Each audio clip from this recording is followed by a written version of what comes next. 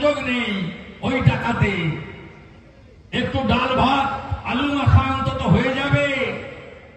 এই সরকার, এই মুখ্যমন্ত্রী আত্মীয়দের নামিয়েছেন, পরিবহন দপ্তরকে নামিয়েছেন, পুলিশকে নামিয়েছেন। মুর্শিদাবাদ জেলায় 250টা গ্রাম পঞ্চায়েত দমকল জঙ্গিপুর থেকে, জিয়াগঞ্জ মুর্শিদাবাদ থেকে, গান্ধী বহরমপুর থেকে, বেলডাঙ্গা থেকে যত পৌরসভা আছে মিলালে অন্তত 50,000 যুবক, কিছু যুবতীও আছে সংখ্যায় কম হলেও, মহিলারাও টোটো চালান দেখেছি আমরা রাস্তায়।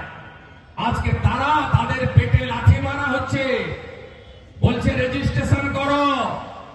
রেজিস্ট্রেশন করতে হবে শোরুমে। শোরুমের সঙ্গে বখরা করে রেখেছে তৃণমূল। 15,000 টাকা শোরুমে রেজিস্টার করতে হবে। পার রেজিস্ট্রেশনে তৃণমূলের 5,000 করে টাকা আছে। আর এই টোটাল লোকদের কাছ থেকে চাঁদা তোলা হবে।